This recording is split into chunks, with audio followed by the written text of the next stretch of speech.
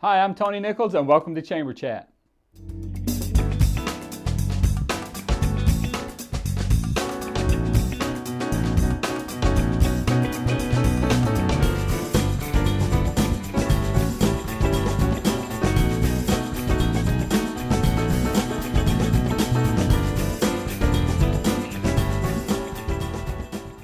Hi, welcome to Chamber Chat, a program put together by the Salisbury Area Chamber of Commerce to keep you informed about what's going on in your chamber and in your community.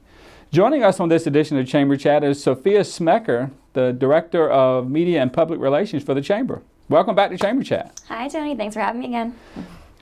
There's a buzz that I keep hearing around the Chamber, and it's starting to permeate around the community about a restaurant week.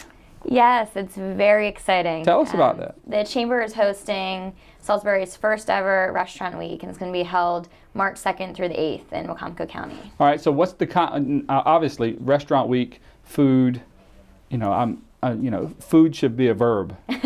Should we go eat rather than go eat? Should we go food? Yes. But tell us about the concept. What's driving this?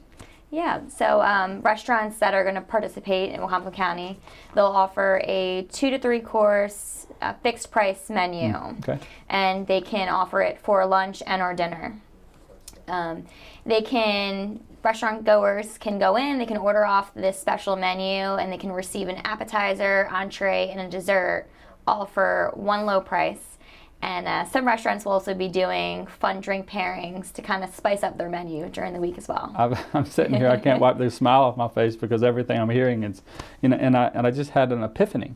I just gave you some, I just gave you some PR language. Oh, Do you like to food? Yes. I think food. we all like to food. Yeah, yes. Right. So how does this, outside of the obvious influx of that day, how does it benefit restaurants?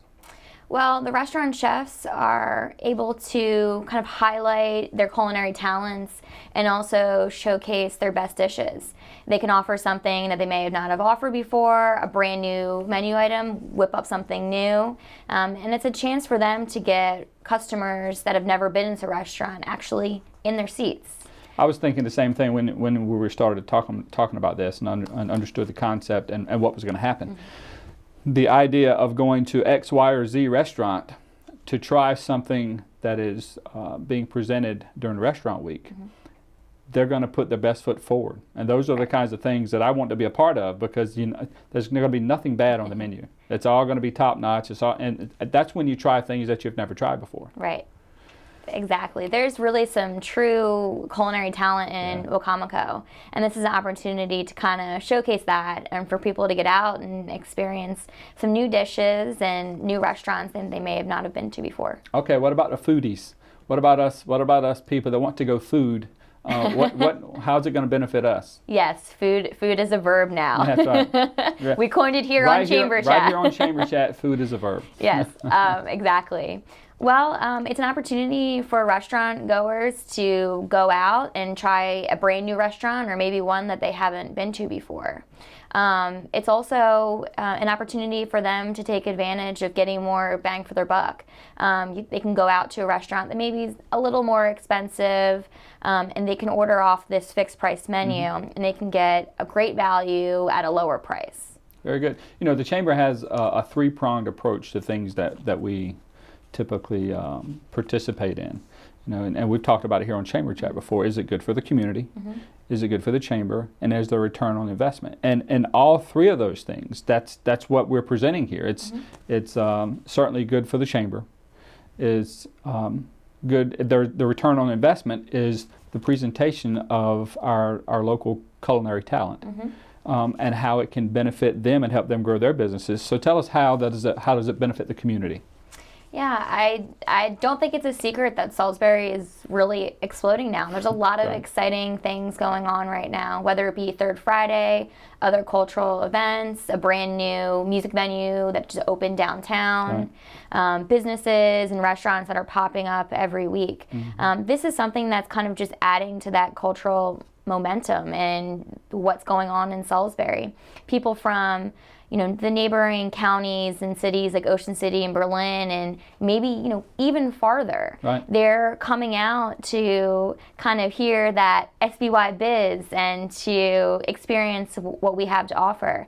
And we really want those people to come out and to, also contribute to our local economy and see what Wacomico has to offer, especially cuisine-wise, because Right. there's a lot of good stuff going on. Well, you brought up a good point. The buzz, if you will, from a couple of years ago when you got outside of, a certain geographic area, the buzz was what's going on in Salisbury. And now the buzz in those same areas, same words, Yep. but there's a different tone. What's going on in Salisbury? It's a different theme. It's a different focus. It's exciting actually.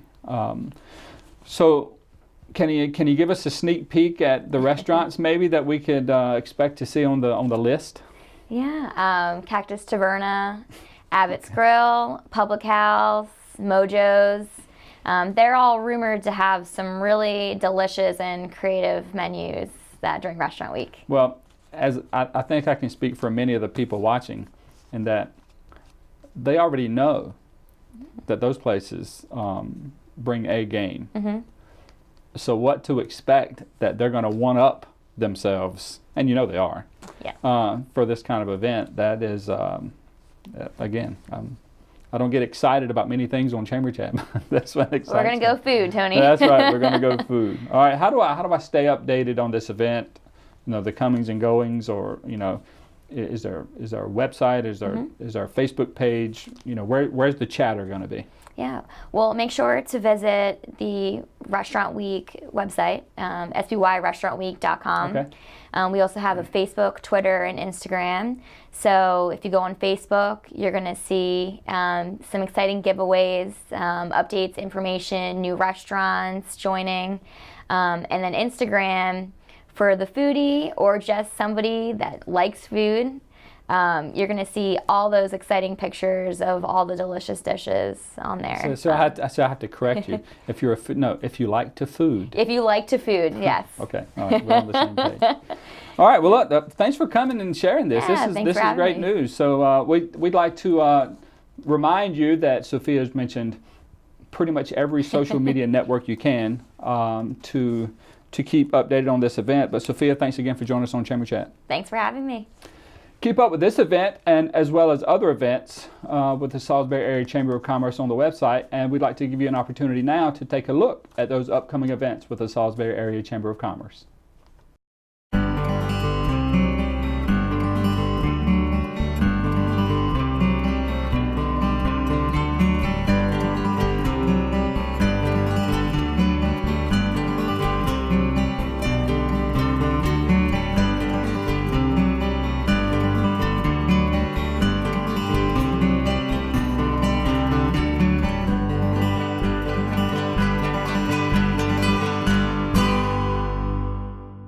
Welcome back to Chamber Chat. Joining us now is Chef Stewart of Catering by Chef Stewart and Flannery's. Welcome to Chamber Chat, man. Well, thank you very much. It's nice to be out here today. As we continue our theme of food and the new verb that we've created here on Chamber Chat today, food as a verb, you're here representing Laura and a pretty cool event that you guys do each year. To make sure I get it right. Laura's Taste for Tomorrow International Gala. Right. It's an international scholarship gala. What we do is the money that is made for that gala, actually we give back into the community and back into a perpetual fund that gives scholarships out to graduating seniors going into a culinary hospitality field, with the hopes of not only getting them more knowledgeable in the culinary hospitality field, but also to possibly bring some of that back here and keep it on the shore. So the word international piques my interest a little bit. It sounds like there's going to be some cuisine from different parts of the world. How many countries are you going to take us to? Well, we're going to have 16 different restaurants, and it's probably going to be about 13 different countries. Wow. One of the neat things about LARA, which is the Local Owner Restaurant Association, is it's all independently owned restaurants. So they get an opportunity to make what they want, the dish that they want that best represents them. We have Italian, we have Mediterranean, we have Southwestern, we have Caribbean, we have Indian, we have Vietnamese, we have continental, we have Texas style. So, I mean, if you don't like the food that you see there, you're really going to be missing something. Well, it sounds like there's two things. If you don't find food that you like, you don't like food. But if there's a particular type of cuisine that you've never tried, that's the time to come out and take a look. Absolutely. You know, I can say for myself, I'm having a smoked tuna loin with a smoky remoulade sauce and arugula. And if people actually know what real tuna is right off the boat and smoked right away, this is a chance that you'll be able to taste it, because people don't, you know, you don't have the opportunity all the time. So a lot of people think tuna's in the can, or tuna you just buy that frozen thing in the freezer. Right. But this is going to be a fresh loin that I just take a fork and flake it off, and you'll see 100% difference of tuna. But see now, in our first segment, Sophia had me smiling and grinning even over the food and restaurant week that she was talking about. Here, you've got me grinning. You've got me grinning over the tuna. That's because we are food. That's right. We are food, and we're going to go food for the entire next month or so. That's a cool element that you guys provide at this event in music. Tell us about that.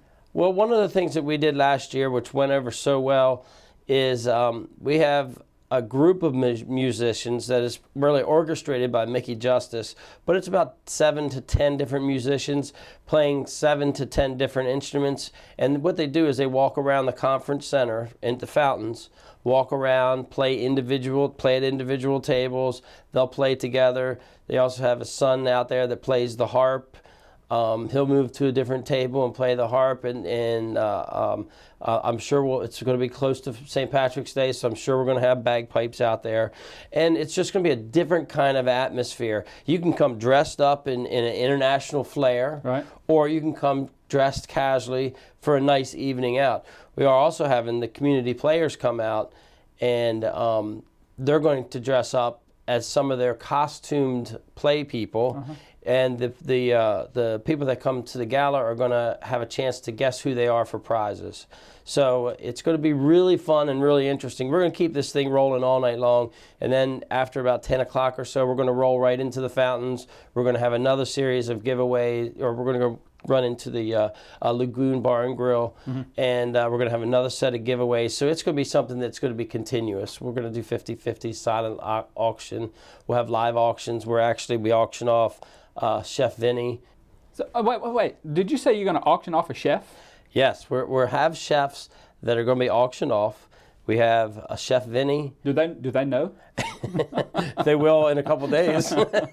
We have Chef Vinny, who is from Vinny's La Roma, Chef Ahmad, who is from Cactus Taverna, and myself, Chef Stewart. We're going to auction us three off. We might have another chef to auction off, Chef Martine from Old West Steakhouse, got auctioned off last year.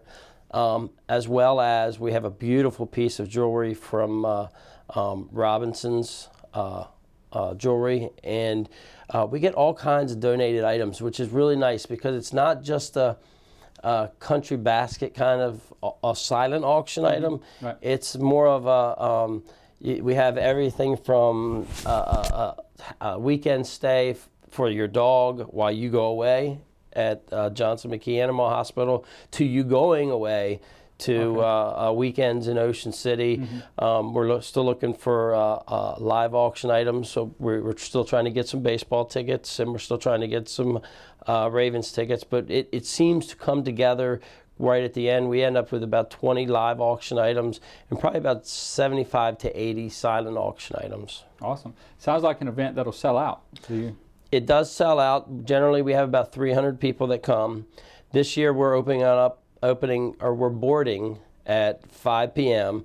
So boarding time is 5 p.m. Between 5 and 6, you're going to have light fare where we'll have cheese, crackers, fresh vegetables, fresh dips, stuff that you can munch on and find your table and find your friends. And then at 6 o'clock directly, we start right into the food. And the nice thing about that is at 6 o'clock until 7:30, quarter of 8, you eat. Gotcha. And you eat. And you eat. And it's called fooding. Fooding. Fooding, not troughting, fooding. So let's circle back to why you guys do this. It's all about the scholarships and the people that are receiving the scholarships. Tell us more about that. Absolutely. You know, they have the tech center over at Parkside, and they have a culinary hospitality class in there that has about 15 to 20 people at the class. So about 4 or 5 at least graduate from there. Then they have the opportunity to apply for this scholarship. Now we've given up to $5,000 away in scholarships. We've also given up. We also 1 year we didn't give any scholarships away because nobody applied for it. Okay. But the nice thing about it is when we get up to a certain amount in the community foundation, it becomes perpetual. So whether Laura is still here or not, that fund will still be perpetually being able to give out scholarships unlimited until they stop doing that. That is an absolute awesome way to impact the community now, and once you get to this point to where the scholarship is perpetual, ongoing. That's fantastic. And after the scholarship becomes self-sustaining, we're going to be taking that other money, the money that's left over, and we always give back to the community. So, to things like women supporting women, the Halo Center. There's different individuals that end up needing, a spurt of money because their house burnt down. Something that we can do as a group. Now, Laura, as a group, makes these decisions, and then that's how the money goes out. So we want to make sure that everybody knows that spending money locally does keep the money local, and that way it gives us an opportunity to do something else nice outside of just our restaurants for the community. That's really awesome. Chef Stewart, thanks for coming in and telling us about it. Get your tickets now for the International Gala. You want me to say who these guys are? They're going to be definitely. Yeah, share it with us. Okay, we're going to have Adam's Tap House Grill. We're going to have Cactus Taverna, Cake Art, Catering by Chef Stewart of Flannery's, Deli at Pecan Square, Del Mar Pizza, La Tolteca Mexican Restaurant, Old West Steakhouse, Sobo's Bistro, Salisbury Steak at the Fountains, Subrunners, Tall Tales Brewing Company, Viet Taste, Vinny's La Roma, Taste and Harmony, which is Chef Daniel Mears, who is also running the CI food trucks, and Echelon, which is a new restaurant downtown. And who knows, we might have 1 or 2 more join before then. So definitely all of those people will be coming. Well, you're going to leave me with a grin again. So thanks, Chef Stewart. Thanks for coming on That's Chamber food Chat. for thought. Food for thought. I like it. We're going to give you some more food for thought and let you take a look at the upcoming events with the Salisbury Area Chamber of Commerce.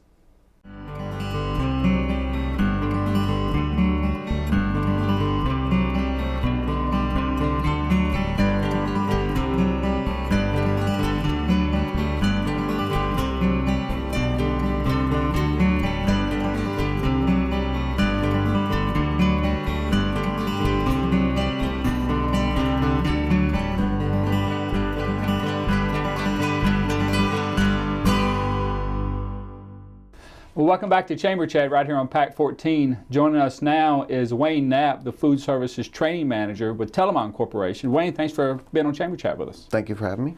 Before we get into what you're really here to talk about, with Telamon, if there's some people out there that don't know what Telamon is or what they're about, could you give us a brief 30,000-foot view of what Telamon is?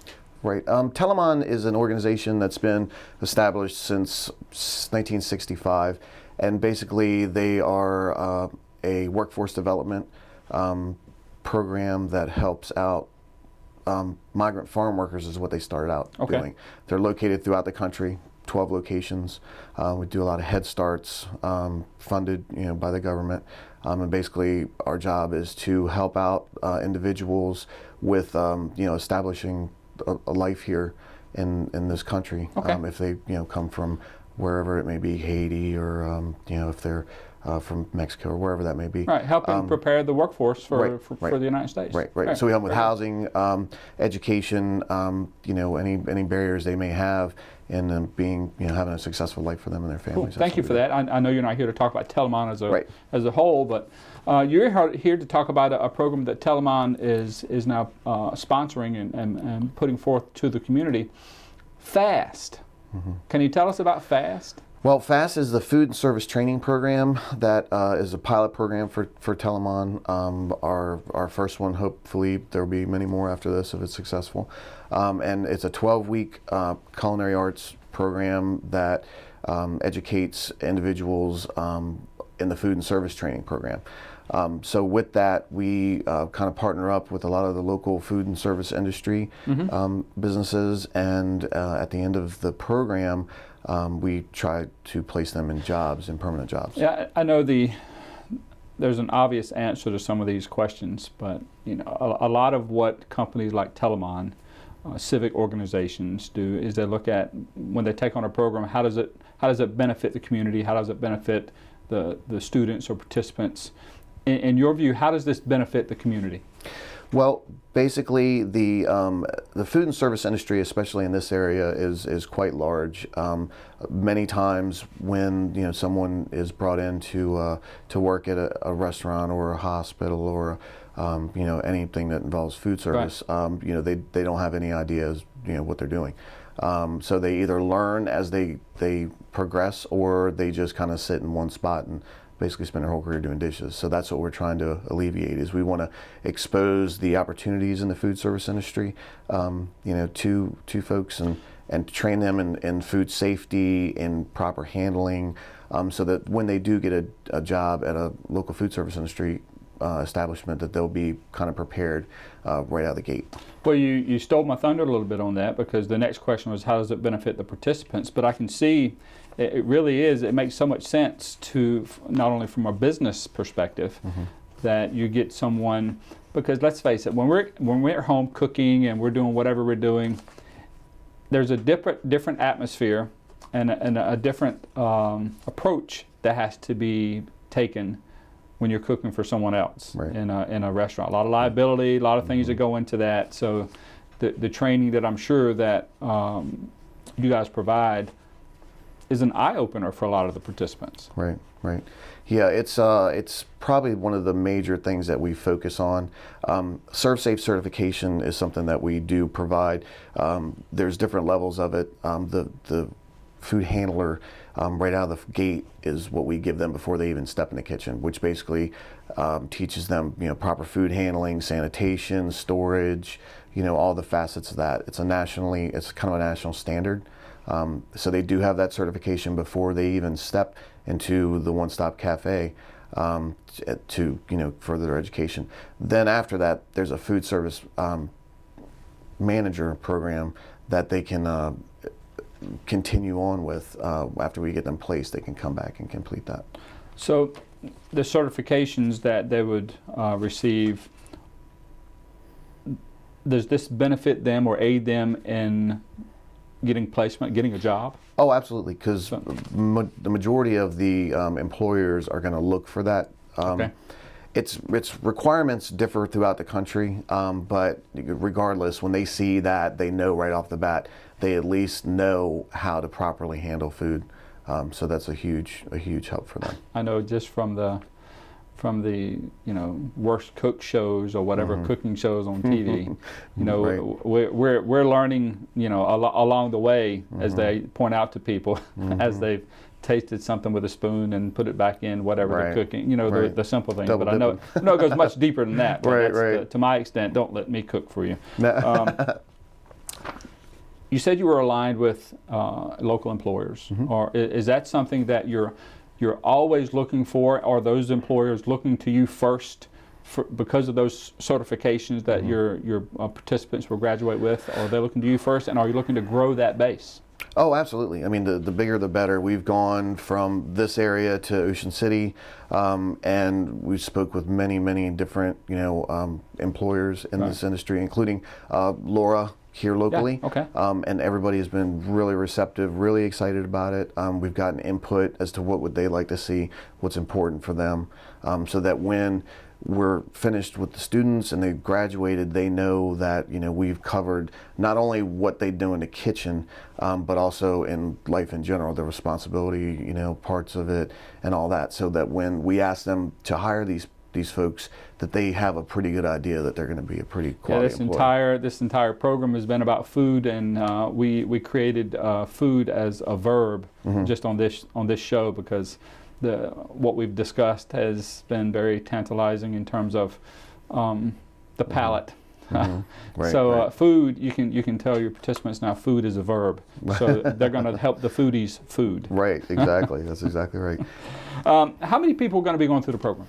It's going to be anywhere between 8 and 12, you know, depending on well, like I said, this is a pilot program, so we're still almost developing it as we go along. This is the first class. It's about halfway through right now. So we don't want to overdo it and not be able to kind of quality instruct all the students. So we're going to keep it between 8 and 12. So the success of this first run will determine if it's carried forward? Well, it's going to carry forward. We're Okay. pretty certain it's going to be successful. All right. You know, the students, you can just see them develop already, Okay. and the enthusiasm. And you can tell by the end of it that, you know, 80-90% of them are going to do well in this. And there may be some that thought they would do well in Right. it, and when they're done, Just maybe find out. not. Because we try to keep it real life, you know, outside of the technical aspects of it, what it's going to be like to really work in a restaurant kitchen. Is there going to be a cafe that people can visit? We have opened the One Stop Cafe in the One Stop Job Market building, and it's breakfast and lunch, and that gives the students a hand-on kind of approach to working in a restaurant. We try to include things on the menu that they may encounter anywhere, you know. Now, is that open to the public? It is. Okay. It's open now. We opened it 3 weeks ago, and it's been received really well. So we're really happy with it. Wayne, how can someone find out more information about the program or how to become a participant? We have a Facebook page that is Telamon MD Workforce Development, and we're developing a website currently. It's not out there yet. So that would be the start to it, and all the contact information is located on that. Wayne, thanks for coming and sharing. Sounds Thank like you. a great program. Looking forward to great things and visiting the cafe. Absolutely. Anytime. Thank you. Thank you. We'd like to thank you, as always, for joining us here on Chamber Chat. If you've missed a portion of this program or any portion of previous programs, you can visit PAC 14's website and utilize their on-demand feature, or you can also visit the Chamber's website and visit us on our YouTube channel. That's all the time we have for this program. My name's Tony Nichols, encouraging you to make a difference.